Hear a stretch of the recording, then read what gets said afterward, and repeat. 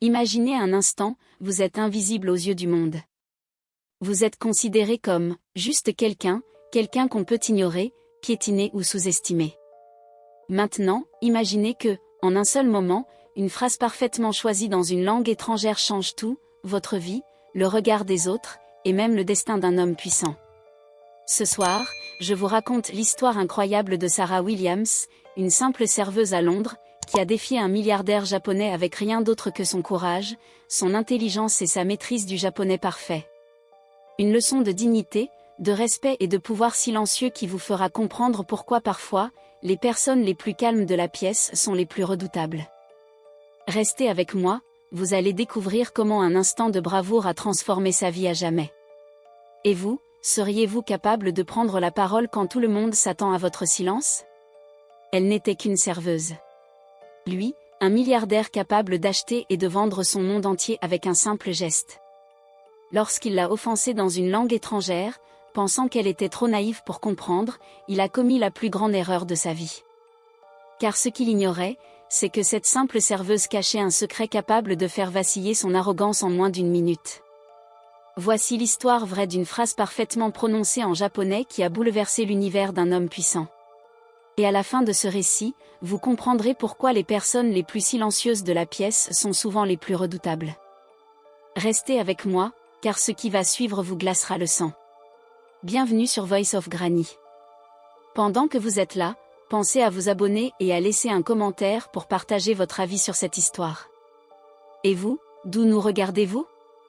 Parfois, la vie nous place dans des situations où nous nous sentons invisibles, comme si les autres nous traversaient sans nous voir, nous considérant simplement comme un objet de décor. C'est exactement là que Sarah Williams se trouvait chaque jour. À 24 ans, elle travaillait dans un restaurant prestigieux de Londres, le Royal Table, un lieu où les riches et puissants venaient dîner, où un seul repas pouvait valoir plus qu'un salaire hebdomadaire pour elle. Les lustres brillaient comme des diamants, les tapis étaient si épais qu'on s'enfonçait dedans, et chaque assiette qui sortait de la cuisine ressemblait à une œuvre d'art. Mais pour Sarah, ce n'était pas du glamour, c'était de la survie. Chaque matin, elle quittait son petit appartement dans l'est de Londres, où l'on entendait les voisins à travers les murs et où le chauffage fonctionnait mal. Elle enfilait son uniforme noir impeccable, attachait ses cheveux sombres en un chignon soigné, et prenait le métro. 2 trains et 40 minutes plus tard, elle arrivait au Royal Table, prête pour un service qui lui ferait mal aux pieds et épuiserait son esprit. Ce que peu de gens savaient, c'est que Sarah menait une vie secrète, lorsqu'elle ne portait pas d'assiette ni ne servait de vin, elle était étudiante à l'Université de Londres, étudiant plusieurs langues. Elle parlait français comme une Parisienne, espagnol comme un Madrilène, et mandarin suffisamment pour converser aisément. Mais son véritable don était le japonais. Elle avait passé 1 an à Tokyo grâce à une bourse, vivant chez une famille d'accueil, étudiant dans une des meilleures universités du Japon et s'imprégnant totalement de la langue et de la culture. Elle était tombée amoureuse de tout ce pays, de sa politesse, de sa chaleur, de la manière dont le respect et les émotions se transmettaient subtilement à travers les mots. Elle avait même rédigé sa thèse universitaire sur ce sujet. Mais rien de tout cela ne comptait au Royal Table. Là, elle n'était qu'une serveuse, une paire de mains au service de clients fortunés qui ne levaient jamais vraiment les yeux vers elle. Son responsable, M. Peterson, était un homme nerveux et anxieux, plus soucieux d'impressionner la clientèle que de traiter son personnel avec respect. Il paniquait pour un rien et se défoulait sur le premier venu. Sarah avait appris à baisser la tête et à rester discrète. Il y avait aussi Victoria, employée depuis 6 ans, qui considérait le restaurant comme son royaume personnel. Ses yeux perçants ne laissaient rien passer et son sourire n'atteignait jamais ses yeux. Dès le premier jour, Victoria voyait Sarah comme une menace, plus jeune, plus rapide, avec une chaleur authentique qui séduisait les clients. Victoria ne pouvait le supporter et rendait la vie de Sarah difficile par de petites cruautés. Les pires tables, les clients les plus exigeants, oubliaient de lui transmettre des commandes, répandre des rumeurs, rien de concret à dénoncer, mais suffisant pour transformer chaque service en parcours du combattant.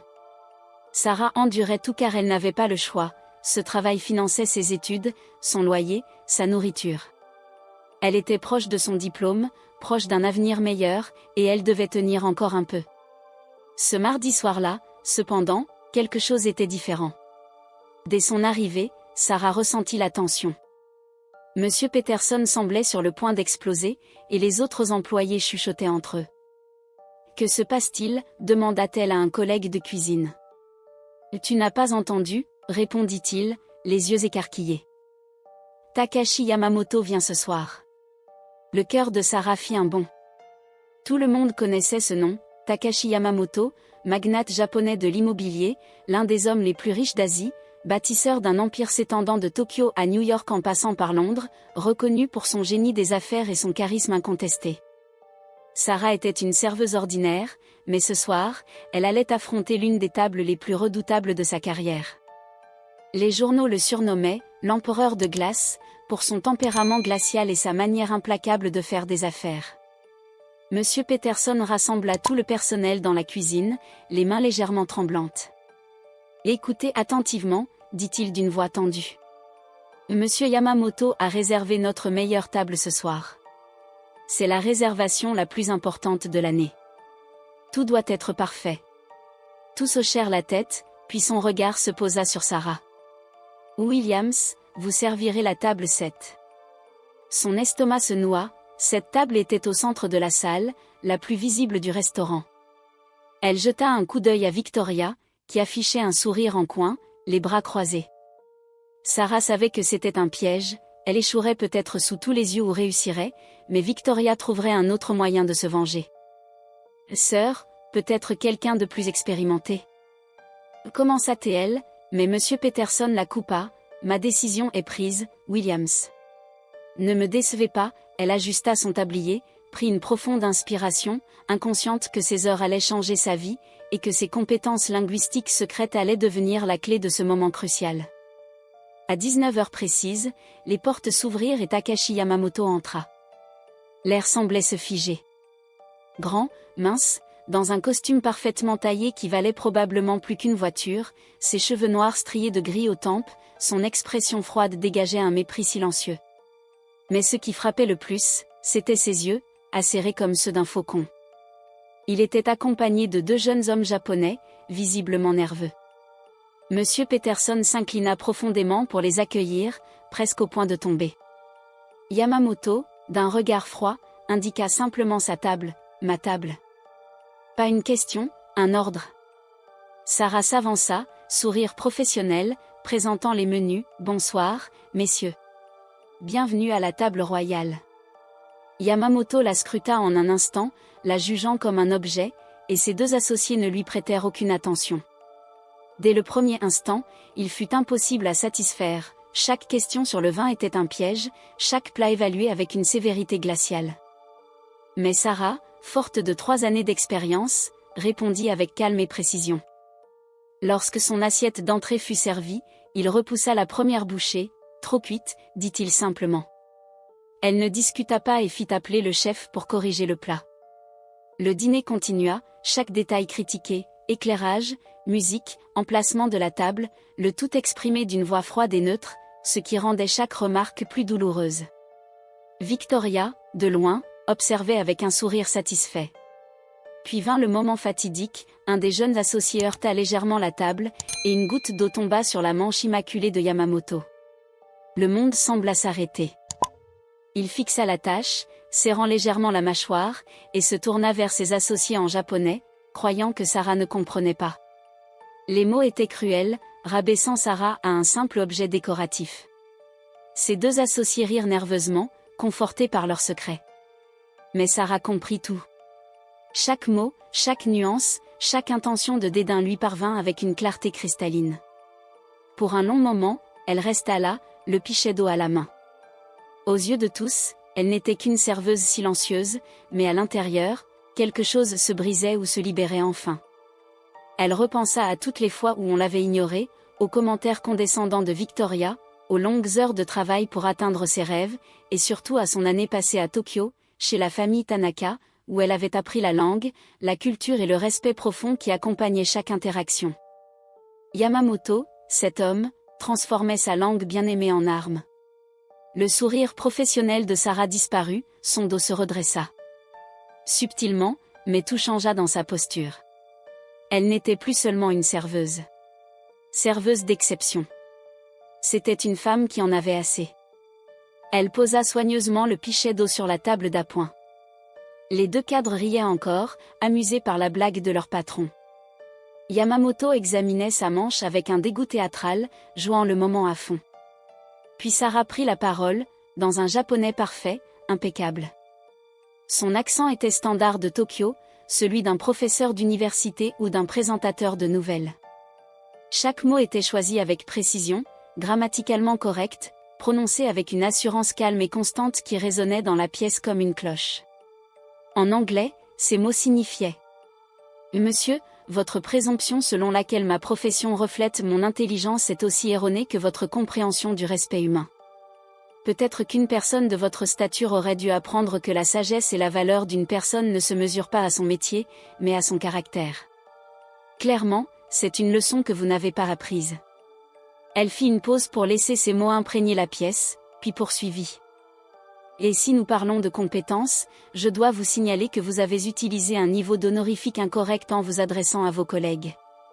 Pour des associés de même rang, la forme respectueuse aurait été plus appropriée.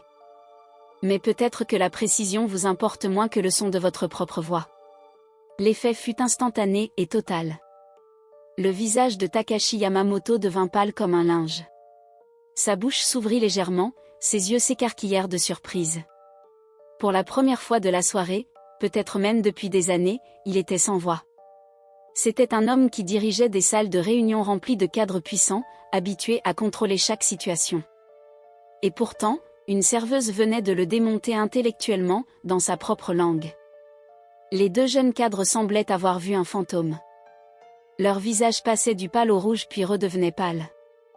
Ils regardaient Sarah, puis leur patron, puis Sarah à nouveau, incapables de comprendre ce qui venait de se passer. Ils avaient ri d'elle. Ils avaient participé à se moquer d'elle, et elle avait compris chaque mot. De l'autre côté de la salle, Victoria laissa glisser son verre de vin, le rattrapant de justesse. Sa bouche restait ouverte de stupeur. Monsieur Peterson, qui s'approchait pour vérifier, s'arrêta net.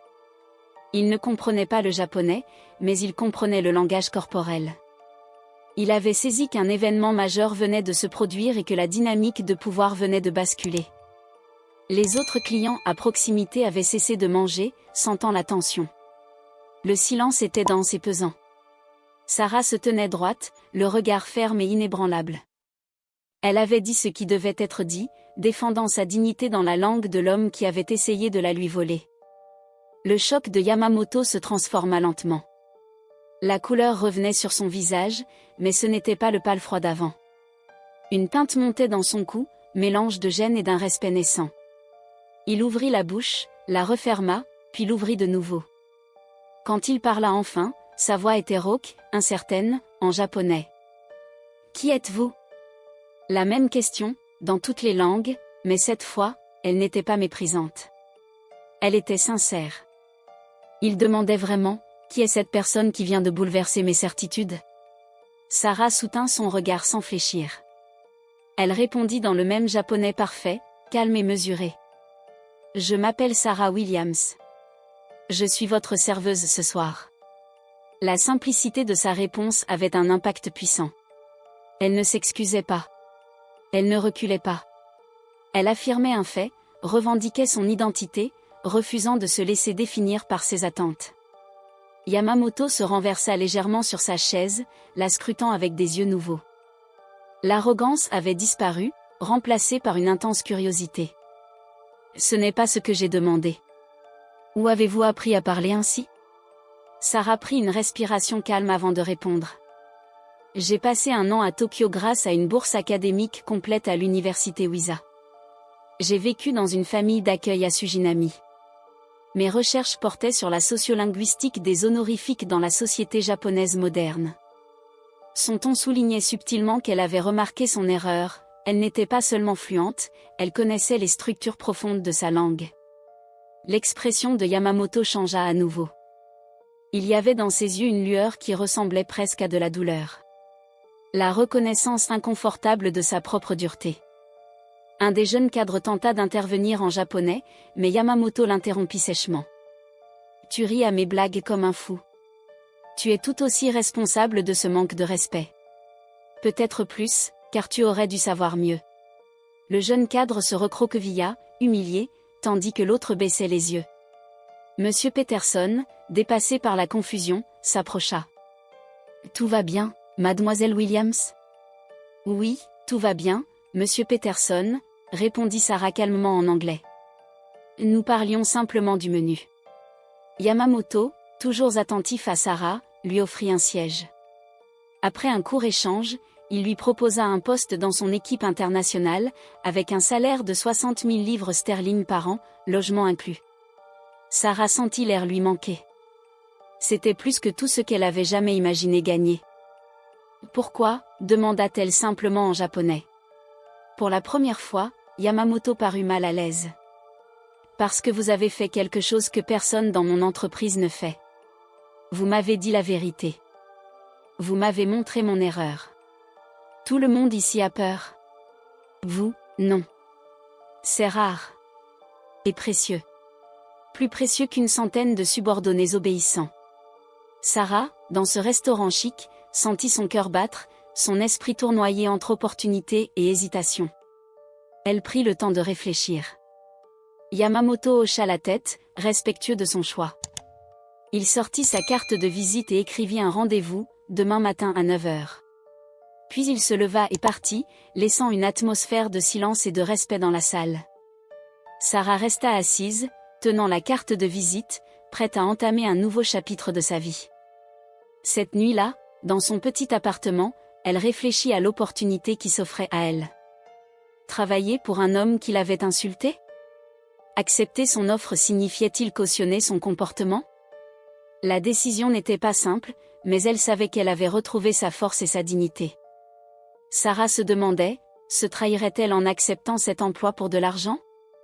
Mais une autre voix dans sa tête répliquait. L'argent n'était pas seulement pour elle, il aiderait sa mère, qui travaillait depuis des années à 2 emplois pour soutenir Sarah dans ses études. Cela lui permettrait enfin de rembourser ses prêts étudiants, d'obtenir sécurité, opportunité et un vrai avenir. Et peut-être que travailler pour Yamamoto ne serait pas une trahison, mais autre chose, peut-être qu'elle pourrait être une voie de franchise dans son univers de subordonnés obéissants, l'aider à voir les gens autrement, à mieux les traiter, à faire une vraie différence. Elle repensa à son année à Tokyo, à la famille Tanaka qui lui avait montré tant de gentillesse, à tout l'amour qu'elle portait à cette culture, cette langue, cette façon de penser. Ce travail lui permettrait de relier 2 mondes qu'elle chérissait profondément. À l'aube à Londres, Sarah prit sa décision. Elle prit une douche, s'habilla avec sa tenue la plus professionnelle, une robe et un blazer bleu marine acheté d'occasion et traversa la ville jusqu'au siège de Yamamoto Property Group, une tour impressionnante de verre et d'acier à Canary Wharf. Le hall étincelant traversé, elle donna son nom à la réception et fut conduite au dernier étage par un ascenseur si rapide que ses oreilles se bouchèrent. Le bureau de Yamamoto était immense, avec des fenêtres du sol au plafond donnant sur la ville. Il se tenait près de la fenêtre quand elle entra, le dos tourné. « Tu es venue ?» dit-il en japonais.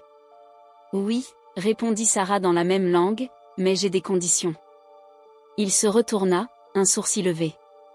Sarah se redressa, rassemblant tout son courage. « Premièrement, je n'accepterai jamais d'être traitée sans respect, ni en anglais, ni en japonais, ni dans aucune langue. Je suis ouverte aux remarques professionnelles, mais je ne tolérerai pas qu'on me rabaisse. Deuxièmement, je termine mes études et j'ai besoin d'un peu de flexibilité pour suivre mes cours. Mon travail pour vous n'en pâtira pas, mais mon éducation est importante. Troisièmement, concernant l'aide au logement, je souhaiterais qu'une partie soit utilisée différemment, créer une bourse pour les étudiants en langue de l'Université de Londres, ceux qui veulent étudier à l'étranger mais n'en ont pas les moyens. Appelez-la la bourse d'échange culturel Yamamoto. Elle retint son souffle, consciente d'avoir demandé l'impossible. Le silence dura, puis Yamamoto esquissa lentement un sourire sincère, bien loin de son air froid habituel. « Mademoiselle Williams, dit-il en anglais, vous êtes encore plus impressionnante que je ne le pensais. » Il sortit un dossier de son bureau. « J'accepte toutes vos conditions. La bourse est même une excellente idée et fera bonne publicité pour l'entreprise. Voici votre contrat. Lisez-le attentivement, consultez un avocat si vous le souhaitez, et si vous êtes satisfaite, signez et commencez lundi. » Sarah prit le dossier, les mains tremblantes. Elle l'avait fait. Elle était entrée dans la tanière du lion et en était sortie avec exactement ce qu'elle voulait. Alors qu'elle s'apprêtait à partir, Yamamoto parla de nouveau, cette fois en japonais respectueux. « Mademoiselle Williams, merci pour hier soir, pour m'avoir montré ce que j'étais devenue. J'avais besoin de ce rappel. » Elle le regarda et vit quelque chose qu'elle n'attendait pas, de l'humilité. « Nous avons tous besoin de rappels parfois, » dit-elle doucement, sur ce qui compte vraiment, sur le respect des autres. 3 ans plus tard, Sarah ne se contentait plus de survivre, elle prospérait. Elle avait aidé Yamamoto Property Group à s'étendre avec succès à travers l'Europe, comblant les écarts culturels et évitant d'innombrables malentendus. Elle avait gagné le respect de tous, non pas par son titre, mais par sa sagesse et son intégrité. Quant à la bourse d'échange culturel Yamamoto, elle avait permis à 20 étudiants d'étudier à l'étranger, 20 jeunes passionnés mais sans moyens financiers. Et Yamamoto lui-même était toujours exigeant, mais désormais plus attentif à l'impact de ses mots, conscient que la vraie force ne consiste pas à écraser les autres, mais à les élever.